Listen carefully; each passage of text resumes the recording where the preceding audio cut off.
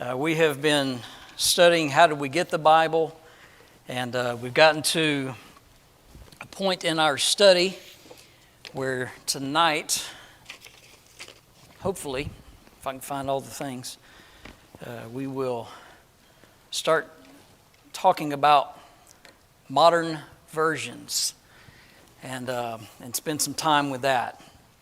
And I never know how this is going to go exactly. I want you to, obviously the question comes up is there a need for modern speech versions? Was there a need for the Bible to be translated into another language? Yes. And so we know that that has been done and accomplished, through the last 2,000 years. That's been the case. And obviously the difference in languages, they change, right? And obviously there is a specific need, but let's just kind of go through and answer this question and kind of make a couple of notes. Now, when we're asking the question to begin with, is there a need for a modern version? And some would say, okay, well, we've had the King James Version English Bible for almost 400 years, basically, right? And so, and it has certainly served us well. So, is there a need beyond that to have other translations, to have other versions of the English Bible? And the answer is still going to be yes. Obviously, if you were to grab a 1611 version of the King James Bible, you and I both would have a hard time reading it. It has undergone changes through the years as English has changed. It still continues to have that 1600 feel, if you will, that old English sound to it. It sounds very poetic, sounds very beautiful. But it is sometimes difficult for people to read. So sometimes it's the case that somebody says, I just can't handle the thee and the thou, or the ETH endings or the EST endings of words. And frankly, sometimes it does get difficult.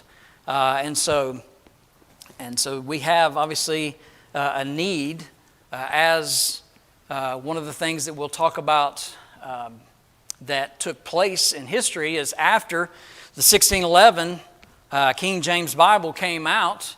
It was still another 100 or so, actually 200 years almost, before some older manuscripts had been found. And so when those older manuscripts had been found, then there was a need to go back and to examine and see how the King James, which had used 9th century and 10th century as their basis of their Greek text, and then other works from the 13th, 14th, 15th century to get to the point that it was, as far as manuscripts, the Textus Receptus and so forth, and that bulk of manuscript evidence. Now we have older ones that go back to the 4th century, early in the 4th century, and then one in the mid 4th century, and then we found others that came from the early part of the 5th century. And so we had those three for sure of the oldest that we know of. That those manuscripts were not available during the time that the King James. And so there was a need to obviously then use that material to bring forth other translations. And so you have the work of the English Revised Version that came out in 1885, I believe. I hope I got that right. 1885. Eventually, they added some American scholars to that committee. And the work that came out of that is what we know to be the 1901 American Standard Version, or the ASV. And so, and of course, another great translation, but it used some of the older material that was out there.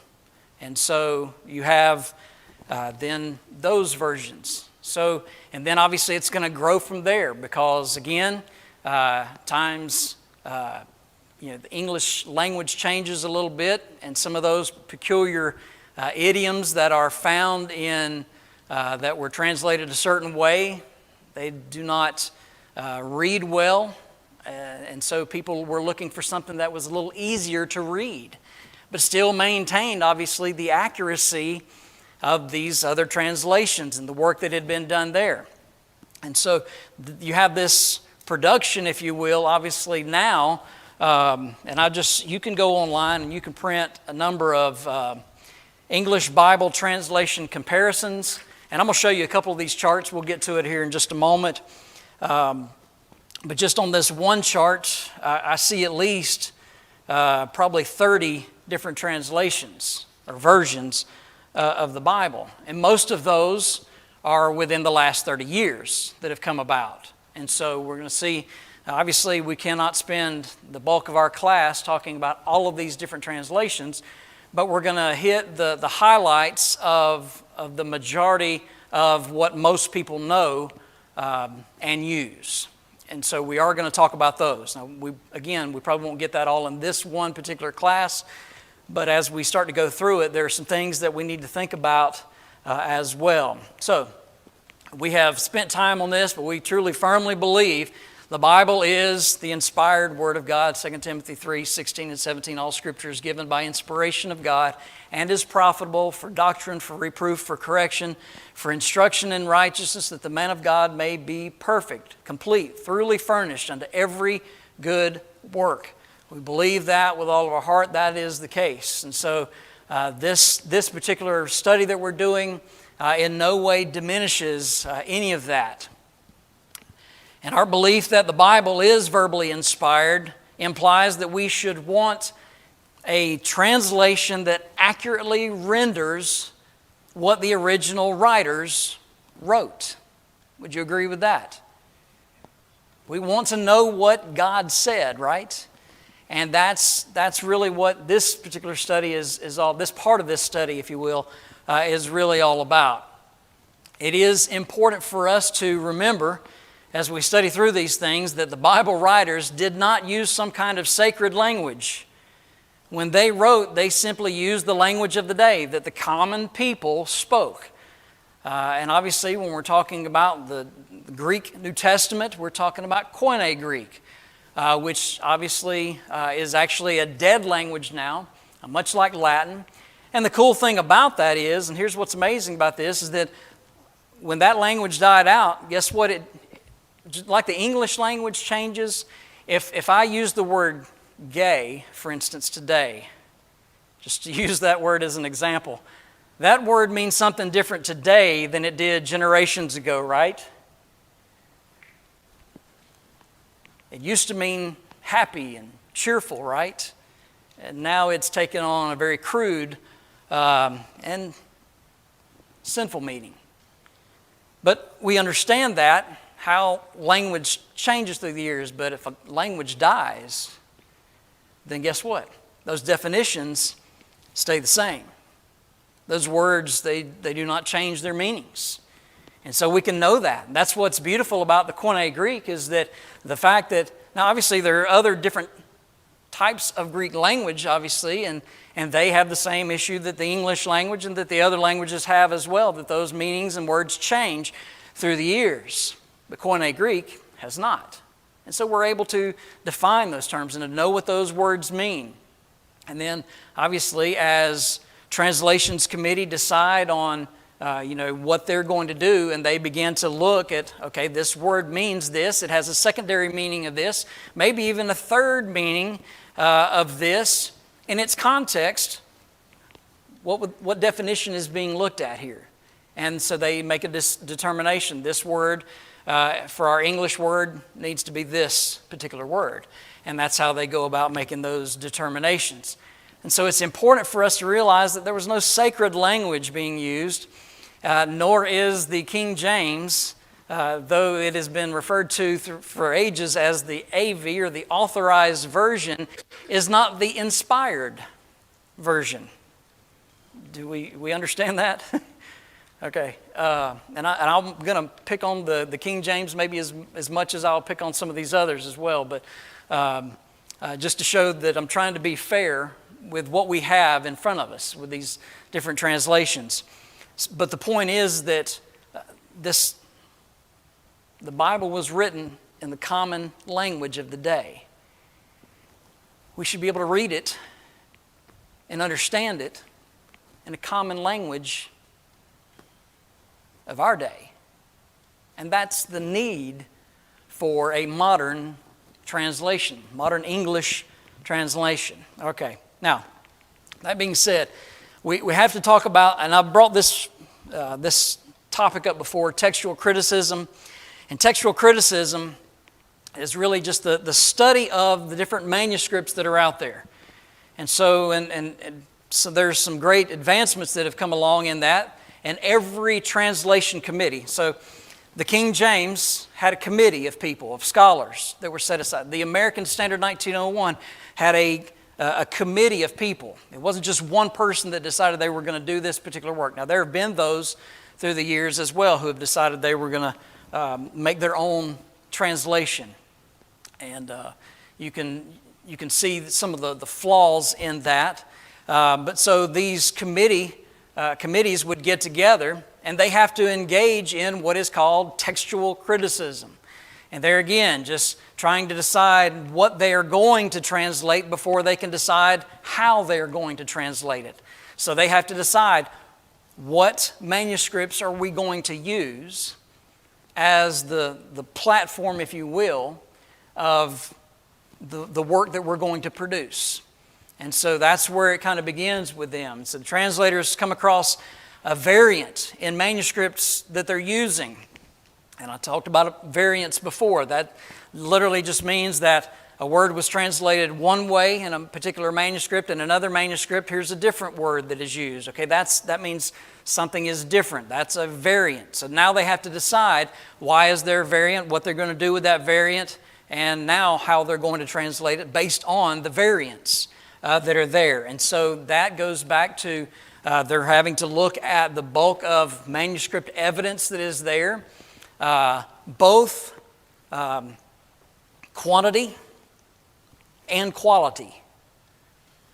Just because you have a large number of manuscripts, it says it one way, but if you have 2 or 3 over here, but these are noteworthy as good and sound manuscripts, then the quality of those manuscripts, that's going to speak something too.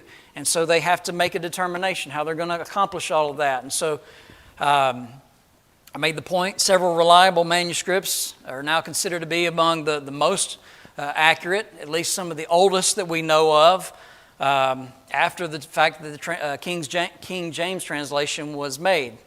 And so it would be foolish to ignore that type of evidence.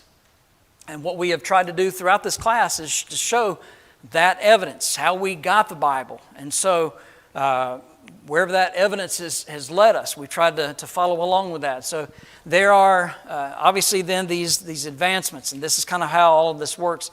And then you have to think about the philosophy, if you will, of translation itself. And so this Silva wrote this, and I think this is probably one of the easiest, simplest ways to kind of put this, but in order to have a successful translation, it requires at least 3 things. A mastery of the source language, so Hebrew, Greek, Aramaic, obviously those languages in which the Bible was written, the source languages. If you were going to take something that was translated into Latin, if you were going to use the Latin Vulgate as part of your material that you're using, because you believed it to be a good source to do so, then obviously you're going to have to know Latin as well. So the source language is going to be important. So you have to have a mastery of that language. And so not just the ability to maybe recognize those languages, but to know the nuances of those languages. And so that's obviously going to be important. Number two, superb interpretation skills and a breadth of knowledge so as not to miss those nuances that would pop up. And then number three, a very high aptitude for writing in the target language so as to express accurately. So if you're going then from Greek to English, then you have to have a pretty good handle on English.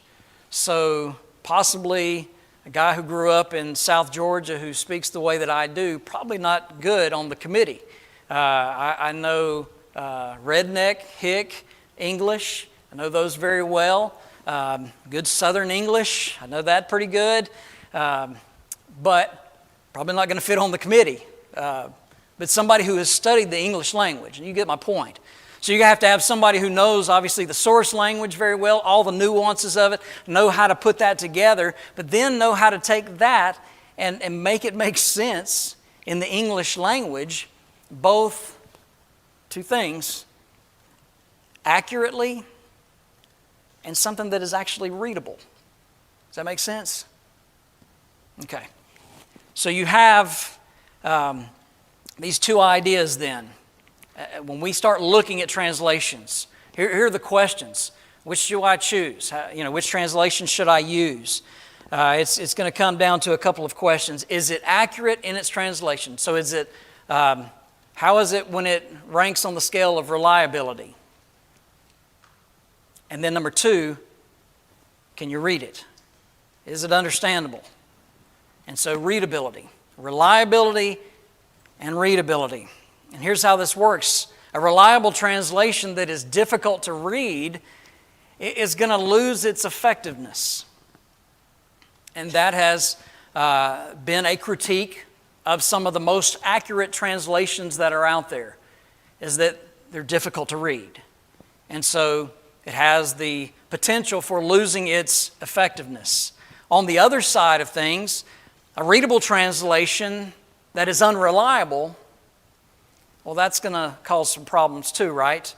The idea of the risk of distorting God's truth and not really effectively portraying what God has said to mankind for just the sake of how it flows, the ability to be able to read it.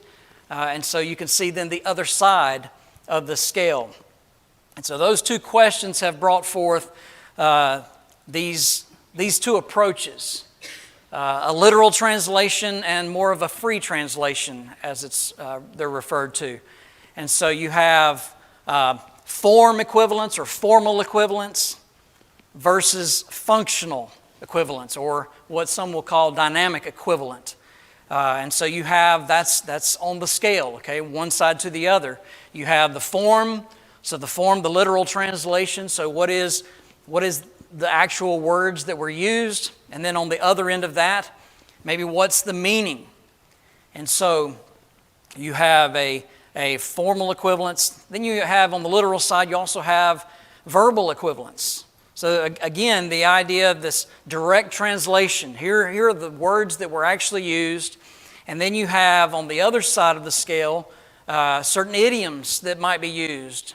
And so sometimes what these groups will do, these translation committees will decide, is a good old Jewish idiom that might have been used by Jesus doesn't really make sense to us today, and so they may change that just slightly, and here's what he was trying to say.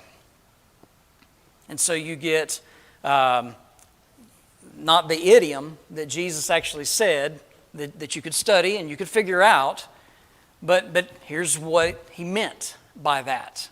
That's on the freer side, if you will, of translation approach. And then you have a word-for-word translation on the literal side. Obviously, again, this idea that we want to know exactly what God says, right? So you have a word-for-word in the literal category. And then you have on the other end of the spectrum, you have a thought-for-thought, or a sense-for-sense is what I've heard some of them use that phrase. So a thought-for-thought type of translation. And there are those out there. And then as you go kind of progress beyond that, then you get in actually to more of a paraphrase idea. So you can see we're at word for word on one side, then we get to the point where maybe thought for thought. So if I'm on that committee and we can then determine, okay, well, what was the thought of the writer? And then we could express what that thought is in our translation rather than just doing a word for word. And then we take it a step further, and now I'm just retelling it. That's the paraphrase, just retelling it completely. You have form-based and form-driven on the literal side versus the meaning-based and meaning-driven on the dynamic equivalent side, or the freer side. So you can see it kind of spread out a little bit like this. So you would have the form-driven versions are much more literal in their ways, and then you have the meaning-driven version. And by the way, just because one falls into that category, and you'll see some that do, does not necessarily make them bad versions of the Bible, okay? They have, especially if their committee has done their work and done their job and done it well, then it could be a very good Bible. And you have people who do very in-depth studies on both sides of that coin, if you will, from a word-for-word translation as well as even a thought-for-thought type of translation to get the meaning of those things. And if you're a serious Bible student, then you're probably already doing this. You're probably using more than one translation anyway. Is that correct? To do so? Who uses more than one translation when they do some studies? And of course, the ability to have it maybe on your iPad or tablet or even phone so that you can do that very quickly, man, that really makes it really nice. And so that's going to kind of be some of the things that we're going to explore later in a couple of later classes when we get to how to study the Bible. And we're talking about some of the tools that are out there to be able to do that. So here's your approaches that are given. And so you have the much more literal and then the less literal on the other side. Just a little bit more by way of this chart. So you have that form-driven idea. And again, focusing on word for word, focusing on the form of that, maybe even down to the point of, I want to know the tense of the verb that's being used. That's important, right? When I'm studying, even if I'm just studying a paragraph in English, and I've got to decide what that paragraph means and give some type of idea of what's going on, I need to know then, I need to be able to see a subject and a verb and what type of tense. Is it past tense? Is it past perfect tense? The original language is the very same way. Those things are important.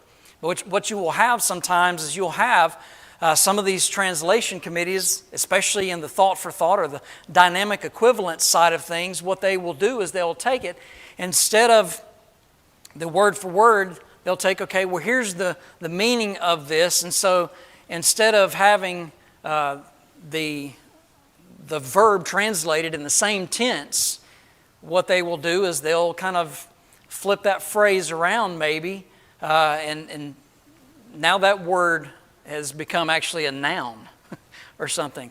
And that happens sometimes. Now, does it do damage? That may depend upon the verse and the actual instance of that. And we can look at some of those things. Because yes, sometimes it is damaging to the actual text. Not all the time, but sometimes it certainly is. And we just need to be aware of those things. Again, the form-driven emphasizes the source language, the Greek text, and trying to be as close to that Greek text when they translate as possible, translating exactly what is said, presuming the original context and paying attention to that versus some type of contemporary context. And so those are things we have to be aware of. You have sometimes, actually what this accomplishes is that it will minimize a word-for-word translation. It's going to minimize interpretive biases.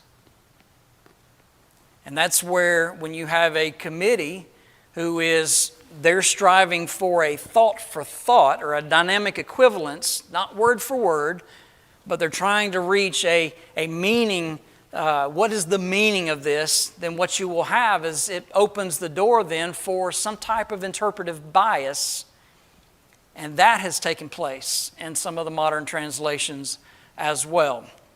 And so, obviously, the receptor language has to do with who's receiving it, who's reading it. So how does it read to me when I'm reading that? And so, obviously, a form-driven version can have very awkward sometimes. Who has done any length of study from the American Standard 1901? Anybody? Sometimes very difficult to read, isn't it? It doesn't flow very well, and it can be awkward to read sometimes. It can be very difficult. As accurate as it is,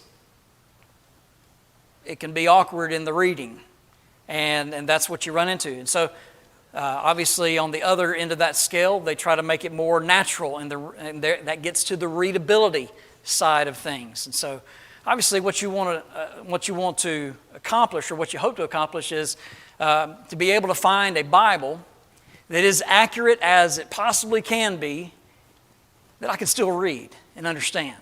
That's what you're looking for, right? Shake your head like this. That's what you're looking for. Because numerous of you have come and asked me, what Bible should I use? And that's what you're looking for. It's something that's accurate, but also that you can read. And so something that tries to balance that is going to be probably the most helpful in that. And so knowing something about the translation approach of that particular committee, and guess what? We don't really have to guess for most of them. They tell you in the preface of that particular translation. When you open up the front of your Bible, before you ever get into Scripture, you have a preface in there, and it'll tell you what that committee set out to do, whether it be the King James, the American Standard, the English Revised Standard, whether it be the New American Standard, the Amplified Bible, the Message, the Cotton Patch Edition. They all have a preface, and they all tell you exactly what they set out to do from the very get-go. And I think it's important to read and to note. Most of the time we just take it for granted and say, okay, well, I know most everybody over there is using the New King James, or they're using the King James, or they're using the whatever it is, the New American Standard, and so all those sound very good. I'll just grab one and give it a shot, see if I like it. Well, that's a fairly common way of going about it. But knowing something about those committees and their approach is going to, I think, help you in making maybe a more better, there you go, there's some South Georgia for you, make a more better decision. I knew it was going to come out. Georgia. Wayne, as you're talking about the literal translation versus the idea, my mind goes to, and I didn't know this for the longest time, but within 1 John, first half of that epistle, there's a difference in the narrative of sinning. And the New King James says, he who sins, whereas the ESV translates it as makes a practice of sin. Mm-hmm. So a continuation of not just one sin, but who makes a practitioner of sinning. So looking at that and the difference in translation, we were talking about a definite. One is a verb, one is an action, a practice, versus one is an action. That can influence interpretation. The translation of an idea or a term can influence one's interpretation of what's actually being said. Absolutely. And on that very idea, well, let me just throw the King James at you, use the ETH ending, he that sinneth, which is that continued action. So they're all really saying the same thing. One of the things that I think is helpful in the older King James, as well as the American Standard, and even the Revised Standard, before it was updated, would use those ETH endings to show a continued action. And so, which is helpful in those verses as well as numerous others that you come across. But making that comparison using a couple different translations, that verse can be a little tough when you first read it. You're like, wow, what is he saying? And then you read a couple other translations, you go, okay, I get this idea of continuing to sin. And that's what's going to cause me to lose my soul. Not one sin. Right. The way they talk about forgiveness, Yeah. Is it a one-time or is it a continual washing away of sin? Sure. And it can be, depending on which version you're reading, it can come off differently. Yeah, that's a great point. And that's why Bible study's fun, right? You get to dig in and to see all those little nuances like that. And what's nice is when the translation committees put that information in there, so that you can see that and you can know, well, this is what the original writer was actually saying, and you can see those things.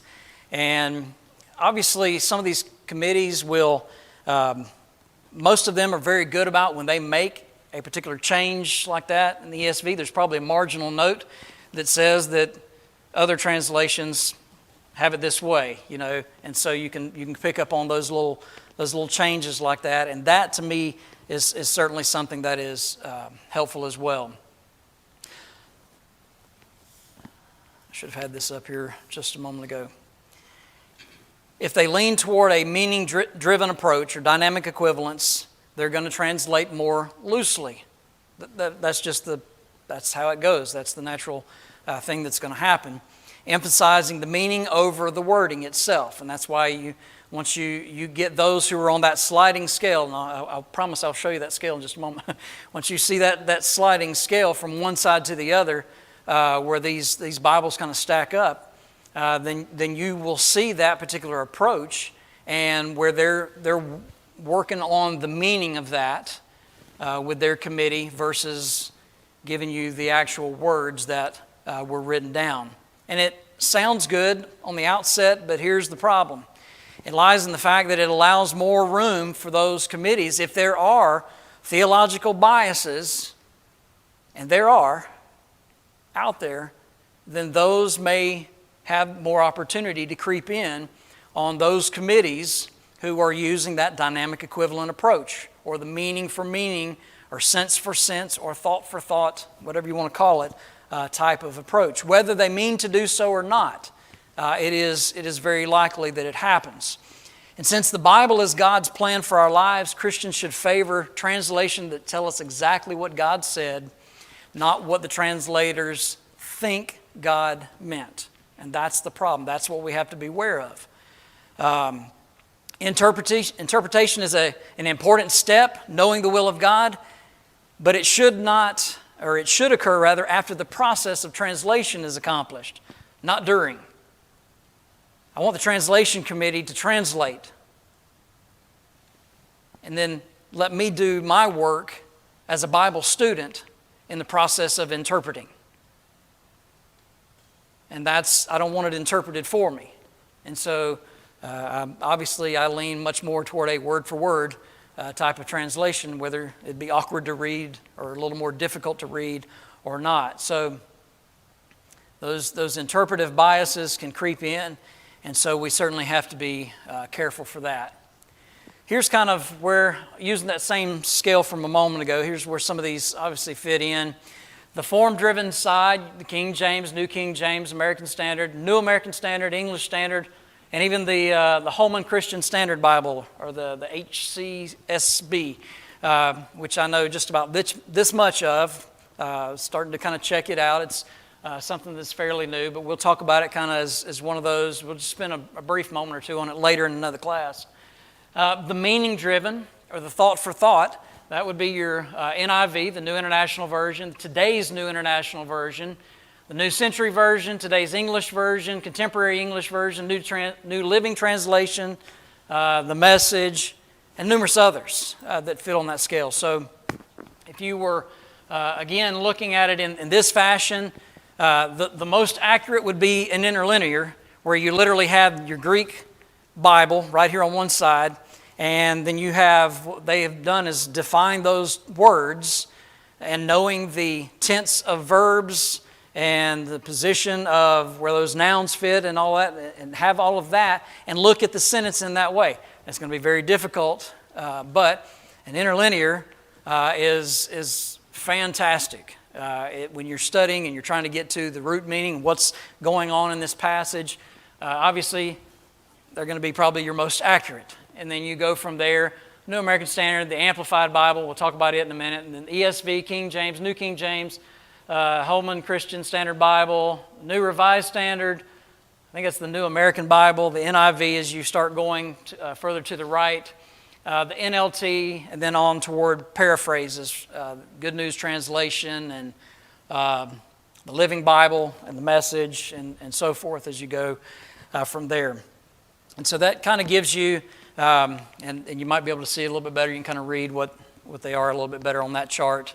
Now again, that sliding scale, word for word, thought for thought, and then, I usually don't even include paraphrases because I'm certain that they serve a purpose, just not for me.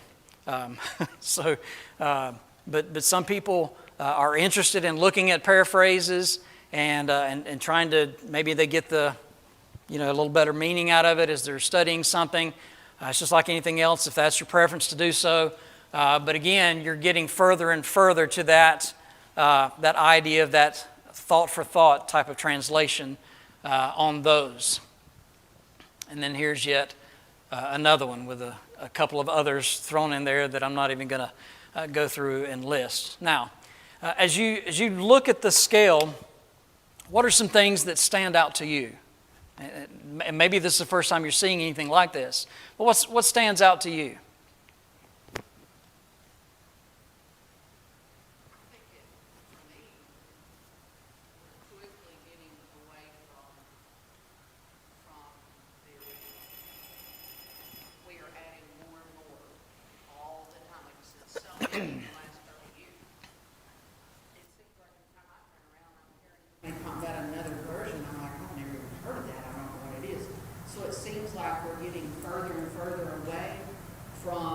From God's Word and opening up more and more opportunity for people to be completely themselves.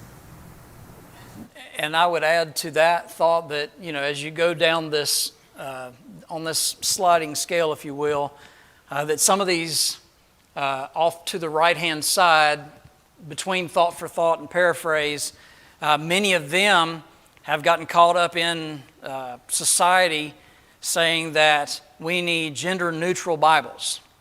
And so you have some of these that are listed up there that have gone in that direction. And why would they do such a thing? Why would they want that?